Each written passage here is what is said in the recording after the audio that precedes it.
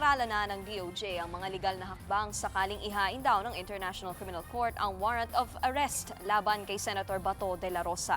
Nitong weekend nang umugong ang balitang pagpapaaresto umano ng ICC kay de la Rosa na nagsilbing PNP chief noong war on drugs. At para nga sa detalye, nasa linya ng telepono si Camille Samonte. Camille, may natanggap na ba ang DOJ na arrest warrant mula sa ICC?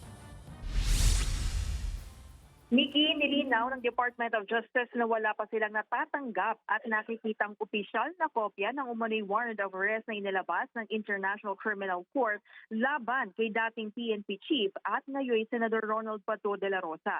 Sa isang press briefing, sinabi ni State Chief Counsel Dennis Chan na may dalawang opsyon ang Pilipinas sa ilalim ng Republic Act 9851 o Crimes Against International Humanitarian Law. Yan ay sa pamamagitan ng surrender o kusang pagsuko sa senador o kaya'y extradition o paghiling ng isang bansa para isuko sa kanila ang taong ipinaaresto.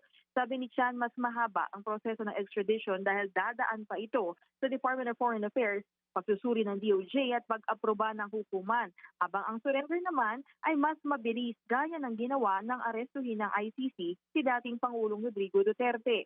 Sa ngayon, wala pang desisyon ng pamahalaan kung ano ang gagamitin sa sitwasyon ni Senator de la Rosa dahil hinihintay pa nila ang desisyon ng Korte Suprema. May mga nakabinbin pa raw kasi na petisyon sa SC hinggil sa extradition at pagkakaaresto ng ICC sa dating Pangulo. Wala pa rin daw natatanggap ang DFA at transnational crime kaugnay ng red notice mula sa Interpol. Sa ngayon, wala pang pahayag si Senator de la Rosa tungkol dito at wala ring impormasyon kung siya ba ay dadalo mamaya sa pag-resume ng sesyon dito sa Senado. Yan muna ang latest. Balik sa iyo, Nikki. Yan ang Express Report ni Camille Samonte.